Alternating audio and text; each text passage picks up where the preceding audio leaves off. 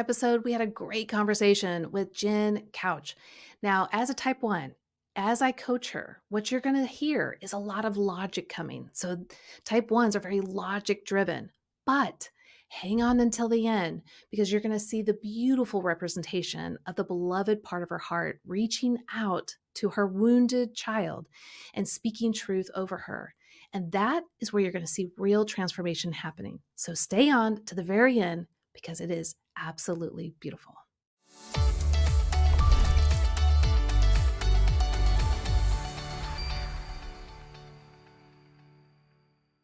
Hey everyone. Well, welcome back to the second episode of this new season of Your Enneagram Coach, the podcast. Now, if you joined us for the first episode, so last week, you already know about some of the exciting changes that we're introducing and the new format that we have going. But for those of you that are just tuning in for the first time, let me give you a quick recap. Now, many of you know I took a 2-month break to help my sweet 80-year-old parents move closer to me and to support them while they had some health challenges. And during my absence, I am so grateful for my incredible team of Adam Breckenridge and Brian Lee with our coaching team. And they set up to do the podcast. They jumped right in, bringing you guys incredible, interesting topics to explore. And I know I greatly benefited to listening to them and their insights. So grateful for them for stepping in and blessing you guys. Well, I'm back and I'm excited to bring you guys just a new and fresh vision for the podcast format with your Enneagram coach. And I am excited to share what that is with you. So our passion at YEC is to help people to use the Enneagram and to bring real and lasting transformation to their lives and their relationships. Now, we're committed to training and raising up the next generation of amazing Enneagram coaches. Now, we do that in many different ways, and we want to serve people who are everyday users, probably most of you out there that are everyday users, but also those that aspire to be professional coaches. And so we want to introduce this new format because we know this new format will bless whether you just want to listen to a podcast and learn or get coached by a coach, or if you're like me and you want to be a coach. So what we're doing is we're combining engaging interviews plus live coaching sessions. So each episode, we're going to start with a conversation with a respected and influential guest. So like authors, speakers, and even some of our certified Enneagram coaches. And then after introducing them to you guys, we're going to transition into actually live coaching. And this is where you're going to hear them getting clarity and help with new, fresh perspectives on whatever challenge they're encountering today, or obviously during that episode. So, what are they encountering? What is their pain points? What are they struggling with? And how can the Enneagram help them with their specific Enneagram type? So, the goal of these series is to really showcase the power that can happen when someone is being coached with the Enneagram. So, we're going to explore the depths of the Enneagram, how to apply it to life challenges, and help our guests to navigate for themselves their own life when they have a healthier understanding and more clarity about themselves and what's actually going on from an Enneagram perspective. So I hope that you guys really enjoy this unique blend of interview and coaching because I can't wait to dive in. To me, this is like my favorite thing to do. I love being with people and talking to them about what they do. But also when they have questions about the Enneagram, how I can bring that clarity to them and watch them transform. So if you're one of those people that are out there and you're like, man, I've really thought about becoming an Enneagram coach. Well, we're going to, point you throughout these episodes to our incredible training called Become an Enneagram Coach. Now, in what we would suggest for those of you that are interested and want a sneak peek of what it's like to coach, well, we have a free mini course that is perfect for you to start out. All you got to do is go to yourenneagramcoach.com/mini course to learn some really cool things about being an Enneagram coach. Now, a lot of you are out there and you're like, you know what? I'm not really ready to jump into that, though it sounds cool.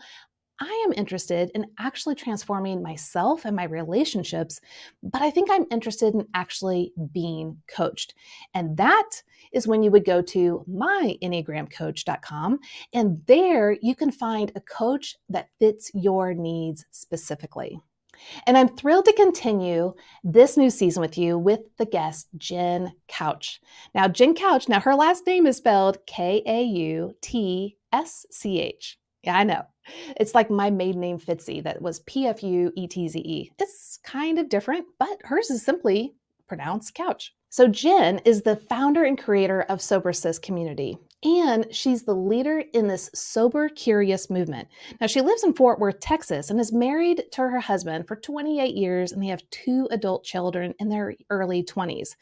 Now, she started Sober Sis in 2017, and since then, she's had more than 200,000 women download her free Happy Hour Survival Guide, and over 30,000 have participated in the 21-day Reset Challenge.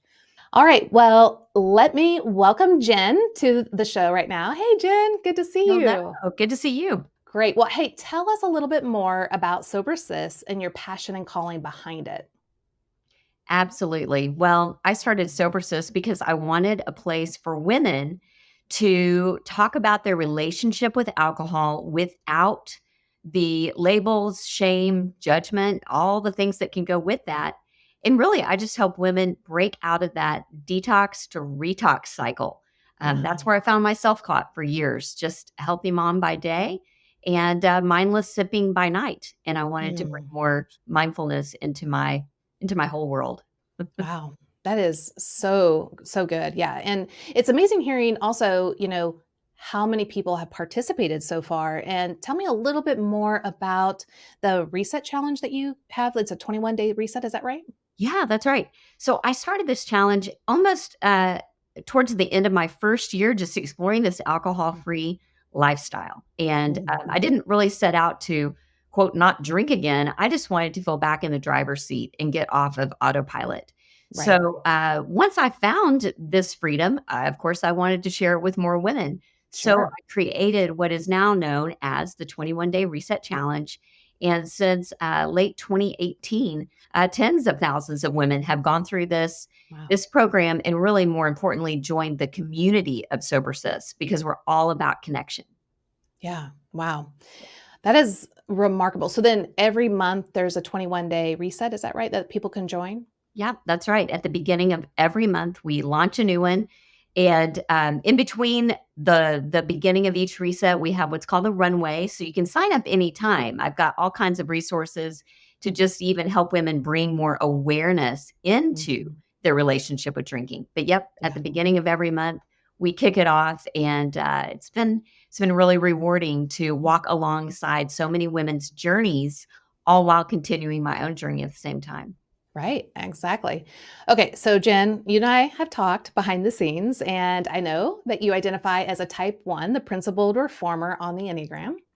And you recently shared with me that you have some challenges, particularly facing that pesky inner critic that seems to keep throwing a wrench into your efforts when you're trying to effectively communicate your message. And I know you'd mentioned, that you have worked really hard to be sober-minded, to have your emotions in check, to stay grounded, to be clear-headed when you, especially let's say, get on podcasts or you're teaching or creating something.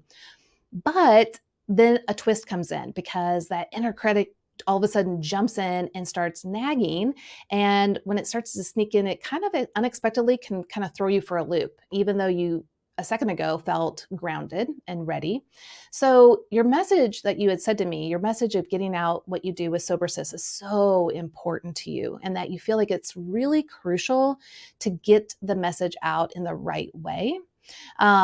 And so I would love for you to kind of expound a little bit more on that struggle and kind of share more with me and, those who are listening, what the challenge is and what you hope to gain some clarity with coaching, today, and where you would like it to evolve and help you to grow. Oh, Beth, I am so grateful for this opportunity. I really am, because as a person who is really personal growth oriented, everything I do is all about, leaning in to the uncomfortable, letting go of the perfection and they've got to get it right. It's been an area of growth for me big time since beginning Sober Sis. It's been very, very refining. So back when I started Sober Sis in the spring of 2018, I'd never done anything like this before, ever.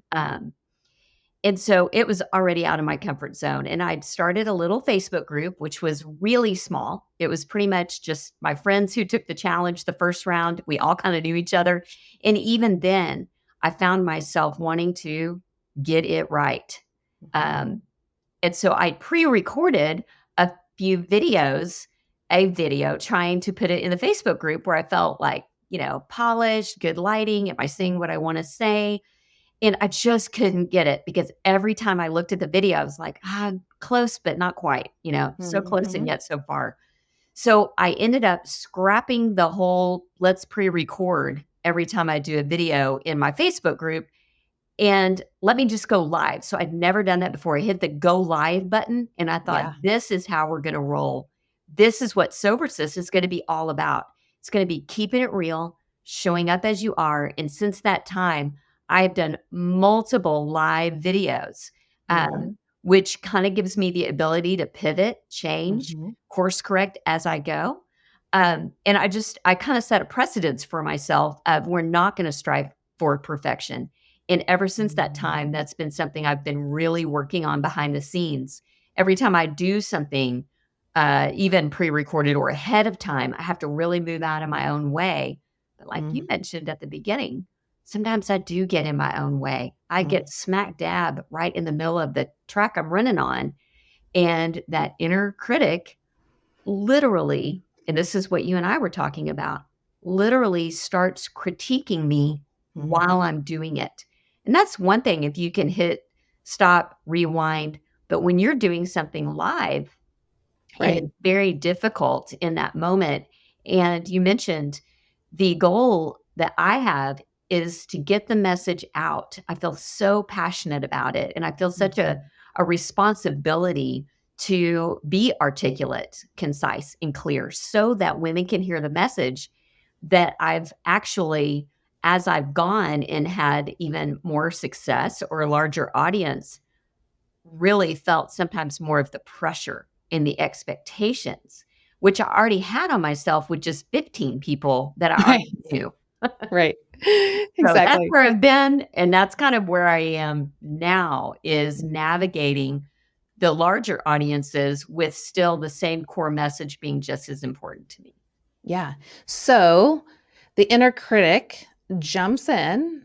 And so what you were telling me the other day was, is that you show up and, like on a podcast or something that you're going to record or like a live thing, and you get sober minded and grounded and you're really, present. But then all of a sudden, the pesky inner critic really jumps in. Tell me about that and where you're feeling either stuck or challenged, or what are you hoping that changes and why? Yeah, exactly. Well, and this did just happen to me last week. So when you reached out wanting to do this podcast, it was actually perfect timing. Because you're right. I do go in with a sense of readiness and expectancy and excitement. And that's when I feel somewhat blindsided by the inner critic because I wasn't having that voice inside leading up to. So sometimes it's almost what I would love to gain and what I would love to learn is more even grounding tools when you feel like you lose your sense of presence. Because to me, that's what being sober-minded is all about, is being awake, alert, aware, and present in our own lives. And yet with my experience last week, I literally felt out of body. It was like I literally lost my own presence with myself and had a hard time getting back to myself. And what was happening when you felt like you were disconnected? Like was there certain messages going through your mind? Was there certain feelings, a gut reaction? What was actually taking place? Yeah, this is awesome. And you fellow Enneagram ones will know what I'm talking about. I had the thoughts in my head of, oh no, a little bit of panic, a little bit of, this is not good. You're now off track. You're mumbling, you're rambling. You didn't come in with enough concise strategy to start your story off. So now this is not good. In fact, I hope that people don't turn you off. Mm. The critique even got so rough as to be like, wow, you've really blown it. And then meanwhile, it's like a ping pong match in my mind, because the truth part of me, the gospel talk part of me, that part of me that Yeah. knows the truth is saying, Jen, relax. God's got this. God's got you. You're not that powerful. You're not that powerful. Sit down, just relax and get back to that heart space, because I was so flooded in my head space and Mm. my gut.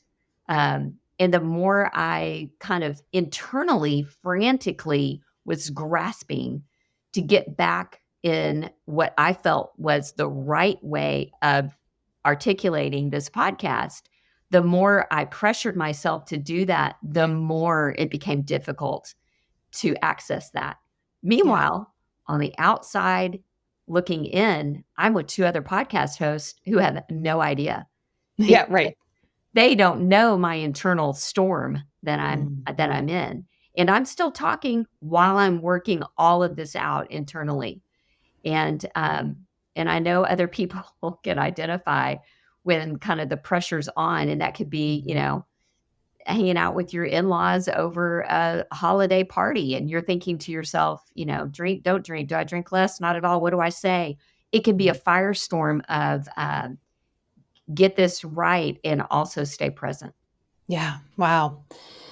Well, I love, all that you revealed. There's just so much going on. And I think that's kind of the point, is that there's so much going on in one moment, which is, and I know you've read my book, More Than Your Number, which is really why we love writing that book, because there's more than just one thing that's happening. It's not just the inner critic, so it's not that you're just a type 1. You've got lots of different parts within you that are chiming in, and you're kind of having to keep track of all of those messages while at the same time showing up with clarity on the podcast in the moment, which is really challenging. And Yeah. so, of course, it makes sense that you are feeling derailed. You have, fear, like, am I actually getting, like, what am I even, like, I don't know if you ever had this, like, what am I even saying? Like, am I Oh, actually making totally. sense? I was standing outside of myself with my arms crossed, looking at myself like, what are you doing? Train wreck, abort, abort. And Yeah. I probably could have in the moment just been like, hey, time out, guys. But my performer side, my don't do that, my pull it together side, Mhm. it wasn't even an option. It didn't even occur to me to go, stop everything. I'm derailed. Instead, press on, press through. Sometimes that's a good thing, and other times maybe it's not. Yeah, and we had talked before also when we came on here, when we were kind of discussing, your pain point, like what you're struggling with and all of this. I was curious for I had 2 questions for you. And the first was, what instinctual subtype are you? So those that are new at the Enneagram, I'm going to be kind of, because we're coaching, I'm going to be diving into some layers of the Enneagram that maybe you aren't familiar with, and that's perfectly fine. Just kind of hang in, listen to our conversation, and kind of pull out what best fits your level of learning with the Enneagram. But Jen, as we were talking, I asked you, what is your instinctual subtype? Are you a self-pres, a social, or a one-to-one type 1? Because each of those really focuses on being the reformer, but in a different way. And your answer was? Yep. I'm neck and neck social and self-preservation, much Yep. lower one-on-one. Right. So for those that aren't familiar with that, and Jen is really well versed in the Enneagram, especially her type. So, but for those that are listening, the social type 1, so all the type 1s want to reform in some way. Let me actually back up. The self-preservation type 1 is more focused on reforming themselves. So another way of saying it is they're trying to perfect themselves. The social type 1 is like, hey, I've learned a lot, and I've kind of learned the right path to go down. Y'all follow me. Like, here we go. And so it's a very teacher, mentor, guiding type of type 1. And then the one-to-one, which you said you were least in, is the true activist. They're really wanting to reform the world. Like, what is wrong with the world and how can I make it right? And that's the one you feel the least to resonate with. Now, we use all three to varying degrees, but that's when you say you use the least. And so that made total sense to me because I'm like, oh, you feel a great responsibility. So the social one part of your heart, you feel a great sense of responsibility to get this important message out to the people that are following you, that you are mentoring and guiding in the right way. Now, one thing you had said is, Beth, I don't think of it as being having the perfect message, but that I get the accurate message out, the right message. Can you kind of expound on that a little bit more? Absolutely. And I think because my particular calling and message is in really the gray area of drinking. Mm-hmm. Drinking itself is a kind of a taboo topic, especially in certain circles, women of faith. It can be Mm-hmm. kind of tricky. And Mm-hmm. so it's kind of a nuanced topic. And so I think for me to feel like I'm really getting it right and doing the unique message, the justice, I guess you could say it deserves, is really being able for people to hear themselves in my story, that it doesn't become about my story, but it really becomes about their story. And they Right. can see themselves in that nuanced gray area. And I need to be able to describe that really well. Wow. And so really so tell me if I'm navigating this right. It sounds like you want to be as transparent and authentic and vulnerable about your own experience so others don't can come alongside and not feel judged and shamed and feeling like they shouldn't show up unless they're just right. And you're like, no, like here's my story and y'all have probably a similar story of some kind.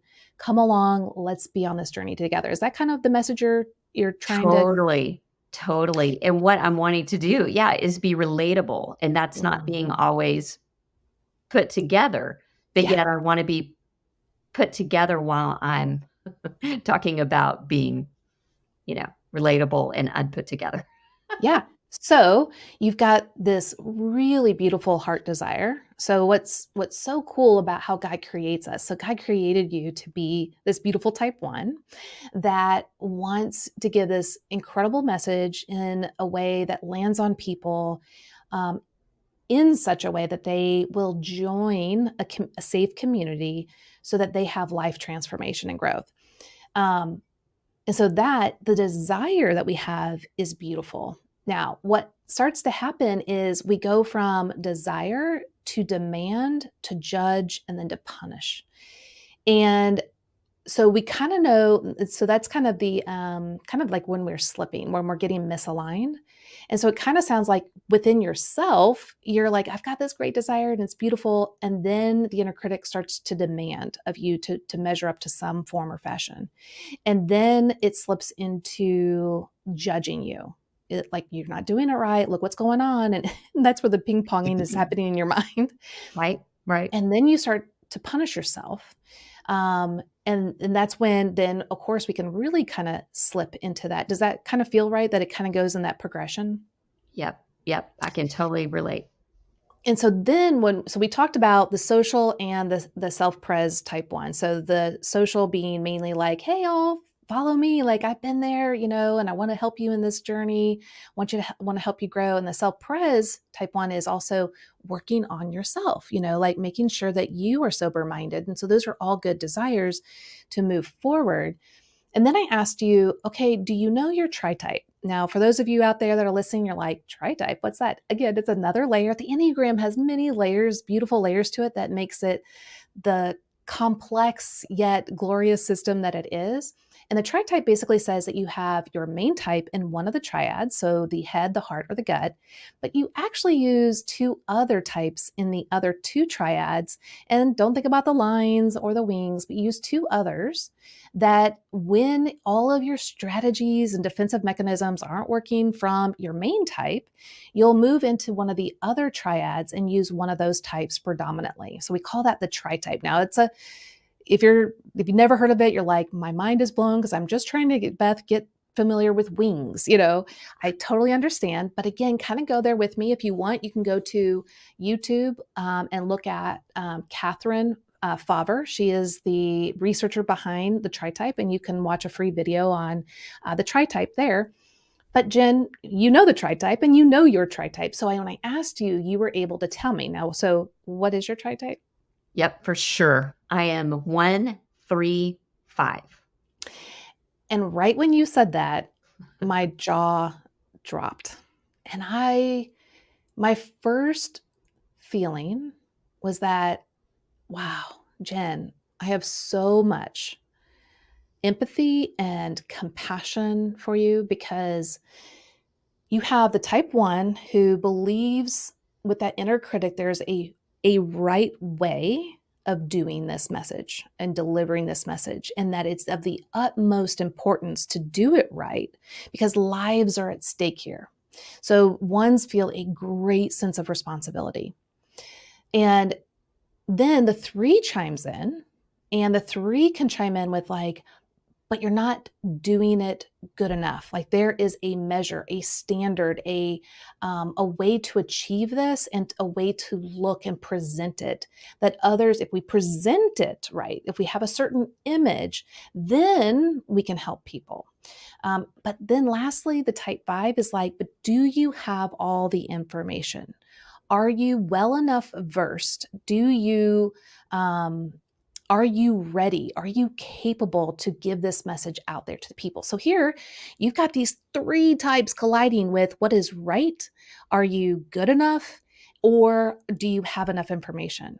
And I was like, Jen, I was hoping that you would see and understand the Mount Everest that you are climbing on a daily basis within your own realm of influence, that the desire you have to be authentic, to present to others your own struggles, to not have to put on this polished persona to get it right, to have all the information, but what you feel called to is the opposite. Like, and of course, those are all important, but God is calling you to be real in the moment, to be authentic, and to show up with what you have today.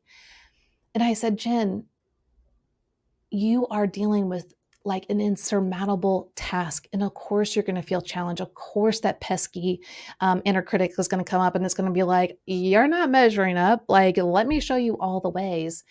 And so my heart really feels for you. It really wants to say, good job.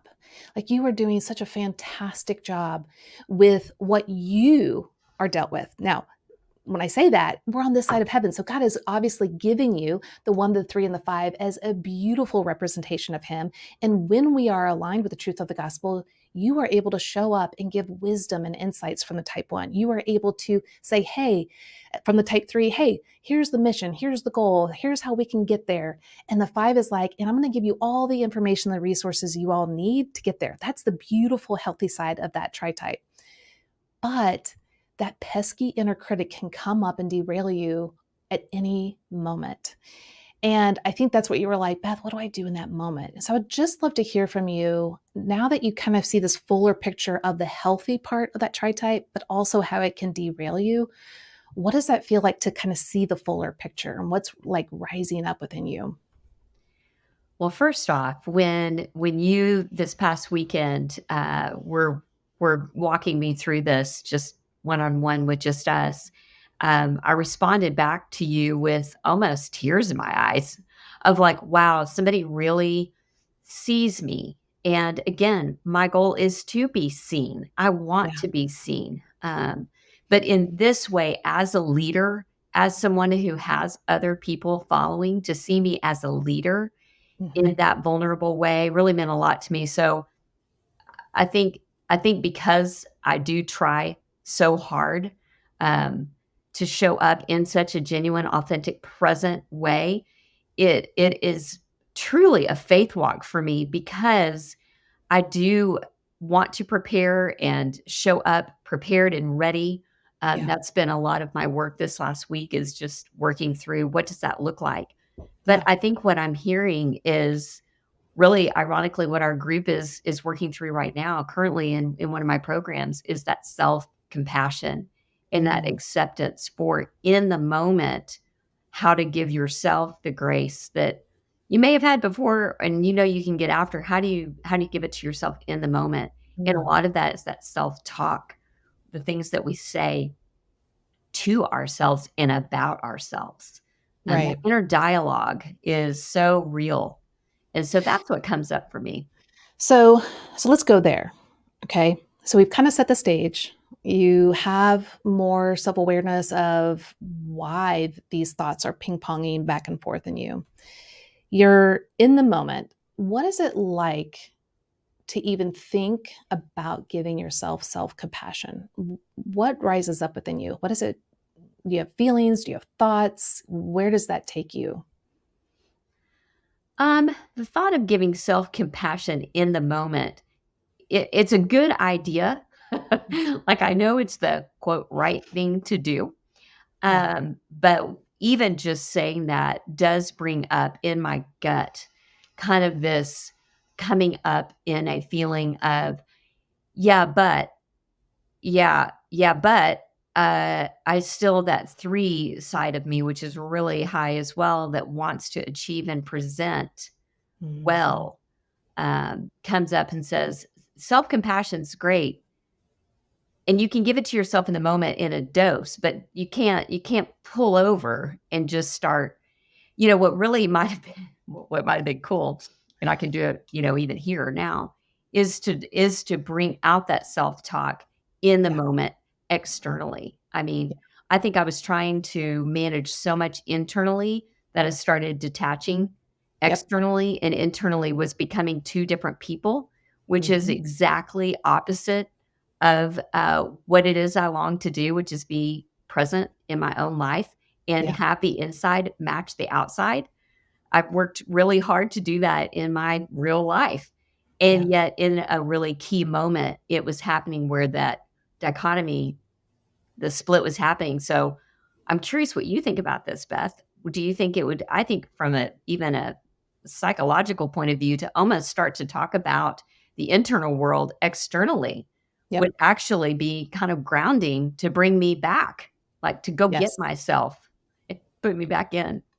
Yeah, because and I would love to even go there now because I'm sure you're experiencing it even now. We all do. Like here we are on the podcast, and I'm sure you've got things swirling in your mind. And so, two things I'd love to do is what are the messages that are playing in the background? And one thing that we do with your Enneagram coach and how we train coaches is to use guide sheets. And so I want to bring up one of the guide sheets that we use. And so for those of you that aren't looking on YouTube, you can always head over there and kind of see what we've got going on. But I'm going to bring up one of the guide sheets that we train our coaches in. Let's see, there it is. And so what we do is we have these guide sheets that really kind of unpack part of your story. And I put together several slides because I wasn't sure which part I wanted to bring up for us today. And I was just going to, like God, just kind of like have us talk and see where we go. So the one I want to bring up is, let's see here, it is going to be this one. And this part of the guide sheet talks about the internal message. So I talk about it being kind of like a record player message. And we've got this, kind of like the soundtrack of some false messages that keep playing in the background. And we're not always fully aware of those messages, but they're there. And when we see it in front of us, we're like, oh, yeah, it's totally true. So one of the messages that a type 1 will have is if I do everything perfect and right, then I'm good and okay. Does that feel true to you? Absolutely. Mhm. It's like, well, then 100%. of course, it's like that, of course. And then usually what happens in my coaching moment, they look at me like, but that is true. And I'm like, okay, I, Right. I know you think it's true. It feels true. But let me tell you mine as a type 9, and you'll see how untrue these are. So the type 9's message is if everyone else is good and okay, then I can be good and okay. If you're a mom out there or a parent or a teacher or any human being that has other human beings around you, when are they ever good and okay? How can you accommodate and be flexible and make everyone happy? You can't. There's always something that is in disarray, right? So then the nines out there could never be good and okay because people are never finally like peaceful or happy. And so I share that to people, and they're all the other types are like, well, yeah, you can't make everyone happy. And I'm like, well, in my mind, I can. And I think that I'll be okay if I can achieve that.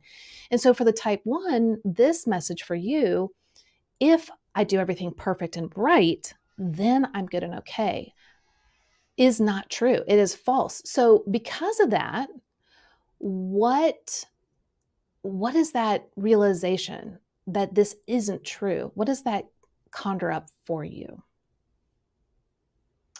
I have done a lot of work in this area and clearly need more. So I'm excited about that. But, it does feel true when I read that statement. It Mhm. feels true, but the truth does reign inside of me to know that really, I say it all the time. My tribe will totally recognize the phrase that's about to come out of my mouth because I have said it out loud so many times, and I really do believe it. I know who I am because of whose I am. Yep. And so that true identity piece for me, if I go back to the truth of that, um, I'm already good. I'm good enough as is. In fact, it's usually my flub ups and weaknesses. I mean, one of my favorite verses is in 1 Corinthians talking about, hey, I didn't show up polished and put together so that the power of Christ could be seen in me. And Yeah. so there's that part of me that even knows, it's actually any perfection or togetherness is actually unappealing Mhm. ultimately to the person I'm wanting to get with. Yeah. But yet the other part of me is like, yeah, but you should be more advanced than that now, Jen. Yeah. So, what are the other messages that, and I'm going to go ahead and take this off the screen so that we can kind of just focus on one another.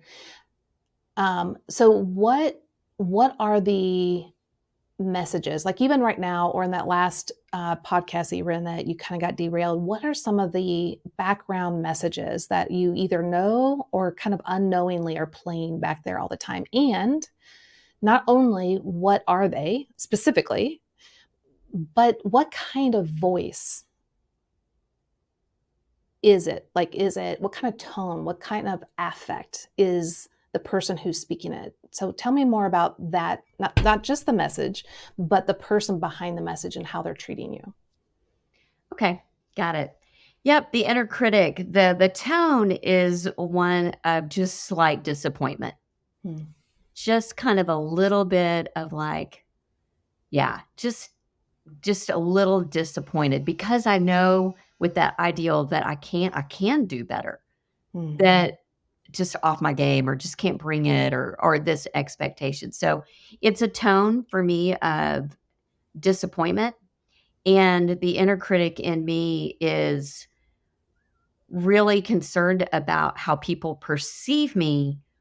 Will they get a soundbite or see just one angle of me and then think that's all of me? And that's a huge issue I have internally is, you've got one shot. Yeah. It's like the 8 Mile soundtrack is playing in my head too. You got to lose yourself in the moment, one shot. And that pressure to like have people that I don't even know feel like they know me Yeah. is incredible. And Yeah. again, I do that to myself. I don't think that anyone out there is doing that to me, but I am definitely doing it to myself. And that is, I want to get it right because I want you to see the work I've done on the inside. And if I don't portray myself as competent in that area right now, you out there listening to my inner work here, um, which I'm again grateful for the opportunity because it's all about like leaning in. So I'm leaning in right now. But I think the part of me is like, oh, don't get the wrong idea. Yeah. Don't get the wrong idea. Like this is just a piece of me. And when I show a piece of me, I'm concerned that people will lose the whole of me. Yeah. And I felt this way very much in a lot of relationships and, even in my relationship with alcohol. If I dare bring up my relationship with drinking, I'll be cast into a Mhm. certain role that is not who I am. This is just a part of me, and I've always struggled with that. How do I show people a part Mm. of me without them thinking that that's the whole? And again, maybe they're not thinking that at all. That's Yeah. what I'm thinking. But what if someone did think that was the whole of you? Yeah, that would, that'd be a bummer. I Yeah. don't know what I would quite do with that, and I'm sure, again, being on social media like I am, it happens all the time. I just don't know, but I would want to, I'm the person that wants to be understood, make it right, and kind of rectify. Even if you disagree with me, that's Right. okay, as long as you understand me. Right. So let's keep pressing in. What if you were with someone and they didn't understand you and they thought that was the whole of you? How are you gonna navigate that?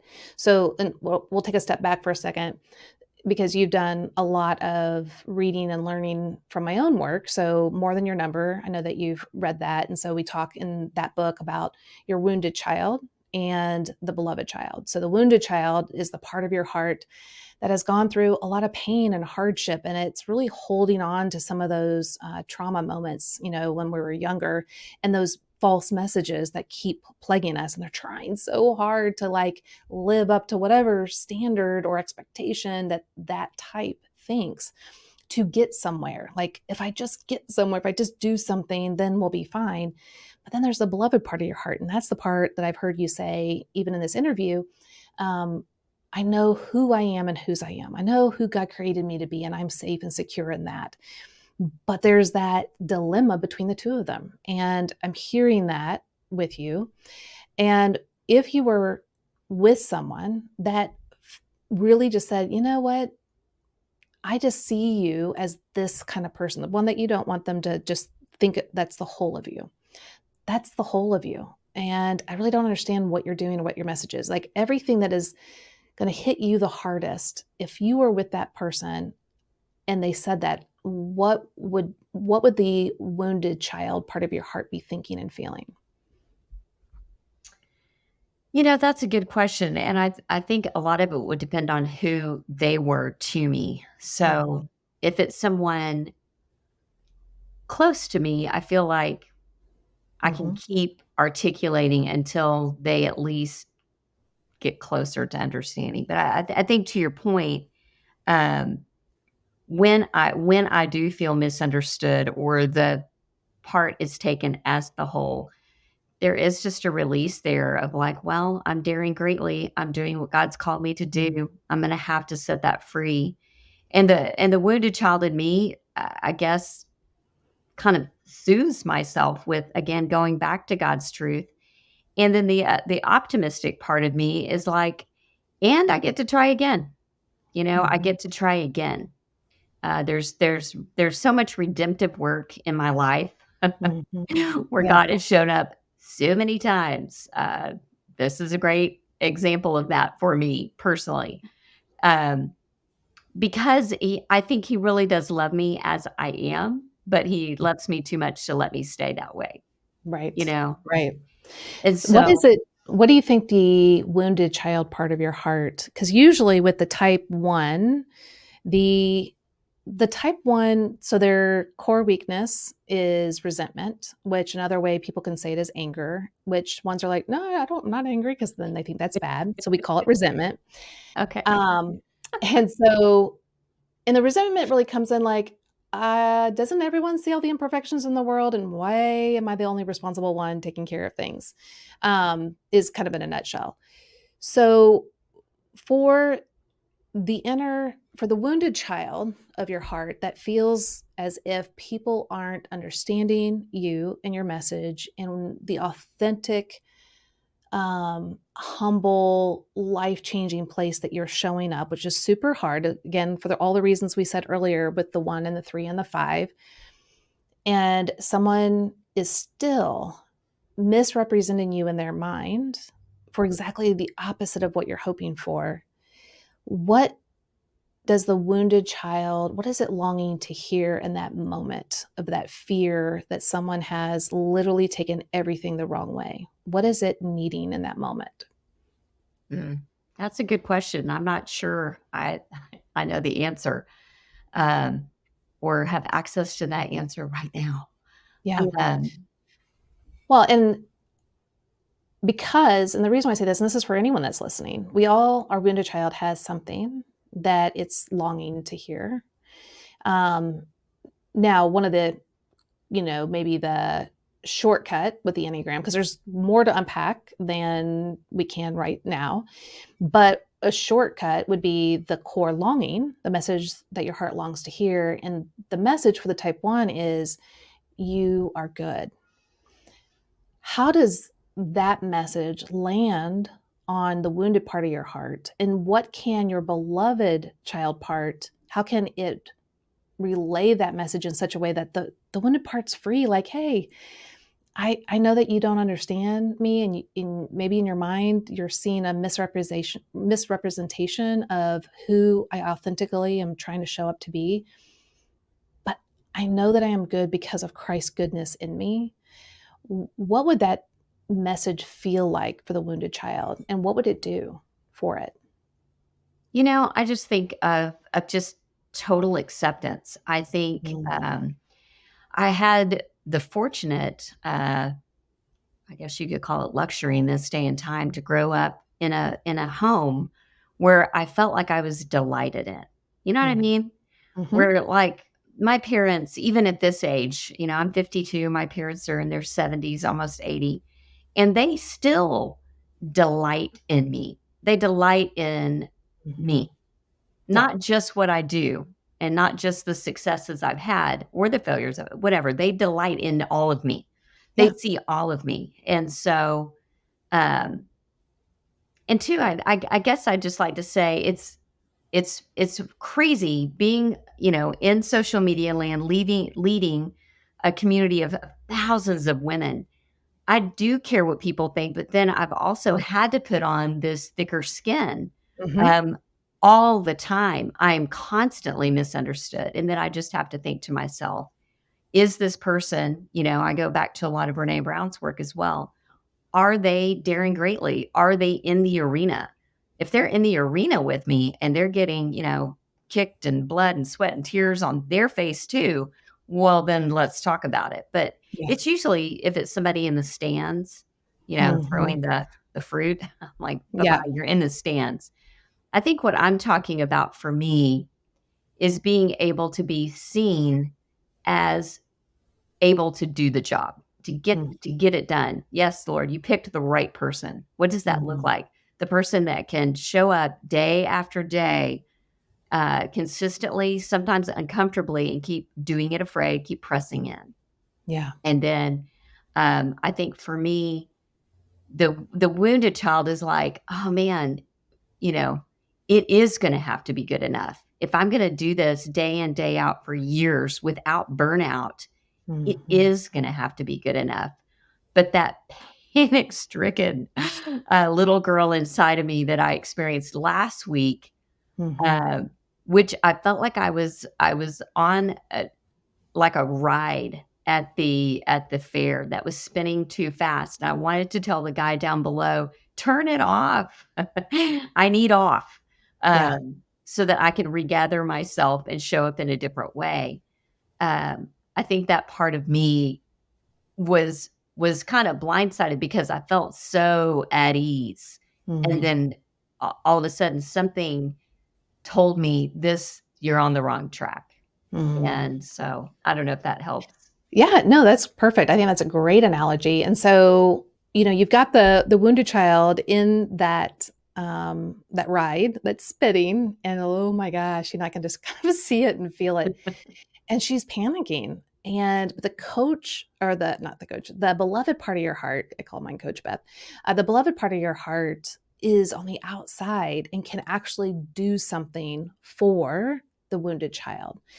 What would that look like to have something done on her behalf? Like, what could you, like, let's say it was happening right now, what would bring a sense of ease and calm? Not that you're doing it right, not that you're doing it the way others think you should, and not that you have all the knowledge, but what would capture her heart to even be able to rest while it's still spinning? What comfort could you bring to her? It's a good question as well. I guess just the self-talk, it's funny in our group this week, we're talking so much about the tapes. So I Mhm. think it'd be just switching out the tape, the berating, the fear, just the cold fear of like, oh no, Yeah. to just a little bit of, God's got this, God's got me. Just start really comforting myself with the fact that, Mhm. this too shall pass. This moment Mhm. is not going to last forever. And somebody out there can identify. I think having the feedback loop of knowing there's Mhm. a common humanity going on here that Yeah. anyone in my seat would feel that Oh, I'm not alone 100%. in feeling this way or that way, that I'm not like, oh no, this is bad too, or I'm off track, Mm. or now what? It's almost like, oh, wait a minute. Actually, this is my own self-talk, even right now. Jen, Jen, say your name. Like literally say your name. Mhm. It kind of brings you back down. Jen, what you're doing right now is so brave. Most people Mm. wouldn't do this. They would not. They would just not do it. They would shrink a little smaller so it feels a little safer. Yeah. You're sticking your neck out there. You got back on the horse. You're back on the horse. You're riding. It feels a little bit wild, feels a little bit out of control because it is out of my control. We've got a live conversation going on here. So this is good, Jen. This is good. This is the work you're doing. You're getting better at navigating feeling this way in the moment. And you're brave. You're brave and you're not the only one. And there's someone, even if it's one person out there listening right now that's kind of feeling your pain or feeling what it is you're feeling because they've done a corporate, presentation where this happened to them and they were like, "Oh no." Or they're, a lot of scenarios where people could feel this Yeah. way. So you're not alone. The only difference between you and someone um, else is that you're here and you're doing it. And that's somebody that's worth following because Right. you are imperfect. You are not always sure. You don't always have the right answer.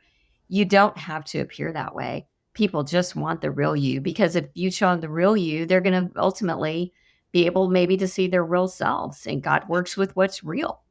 So just show up as yourself. Your best is good enough.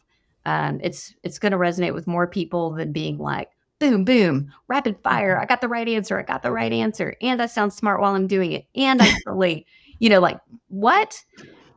So I think that kind of self-talk is like, dude, bring it back down Mm. to being the girl next door that I am that could have coffee with somebody, go really deep, and maybe not even have all the answers then. Yeah. Thank you so much for going there because, like, even me, like, you just sharing that authentic message back to yourself makes me want to go have coffee with you.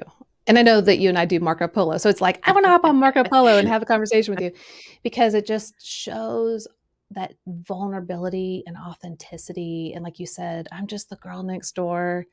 I'm walking this hard path with you all, and I'm willing to take, a step in front of people and learn and share, and it's hard, and, I get scared, but you know what? It's brave and it's good, and this is who I am, and I just think that is so important that you're able to, one, know what the fear is, but then to turn around with your beloved self and literally speak your name. Like you said, it's so important to speak your name and speak truth over you. We can do that with our own, self talk. We can do it with scripture. There's lots of different, or what other people have said. Um, and it's so important, like David said, why are you downcast, oh my soul? Put your hope in God. So David even demonstrated speaking to ourselves the truth.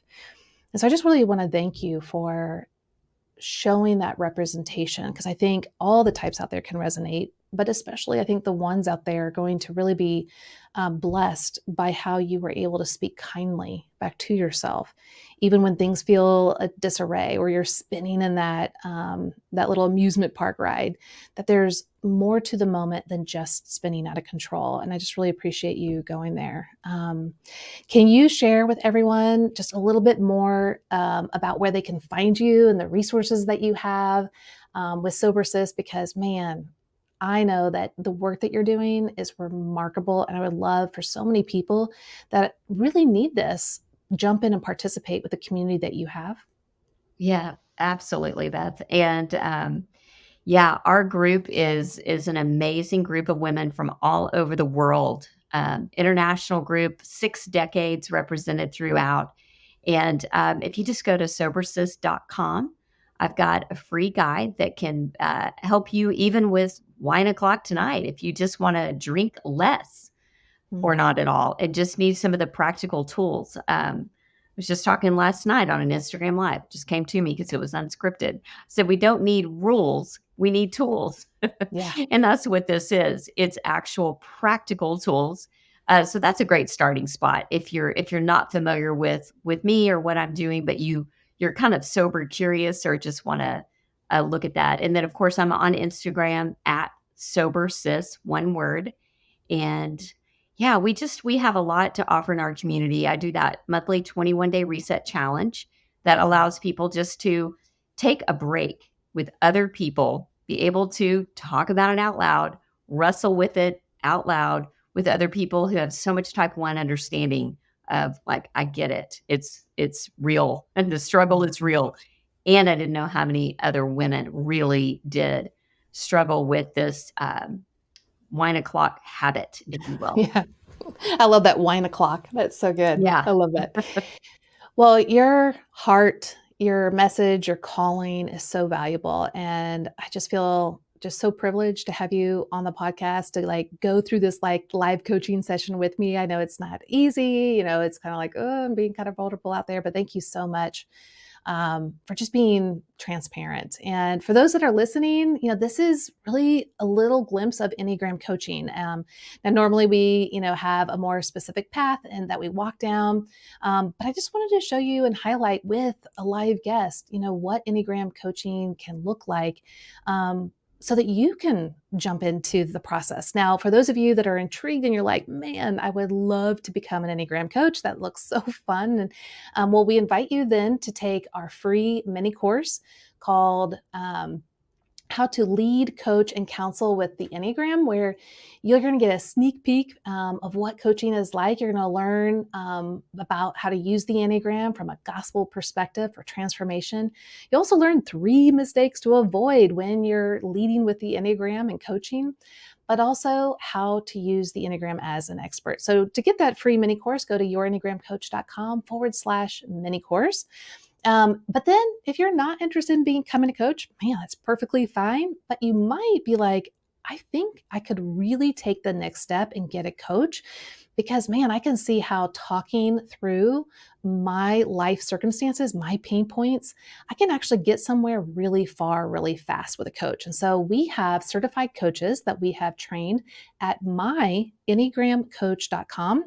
And there you can find a coach that matches your specific needs. So jump over there, find a coach that meets your needs. They are well trained. They have so many good resources and tools. Like Jen said, we need tools, not rules. So jump over there, grab a coach, and see your own life transform with someone walking by your side. Well, I hope today's interview and conversation really blessed you. This is the new format that we're going to be taking, and I can't wait to have more guests hop on and to show you what it's like to use an Enneagram coach, to have greater clarity and understanding, to become a healthier version of yourself. And as always, remember, the Enneagram reveals your need for Jesus, not your need to work harder, because it's the gospel that transforms us. Again, thank you guys for joining us on Your Enneagram Coach, the podcast. We'll see you next week with a brand new guest, and we'll dive into some more live coaching then. I look forward to seeing you then.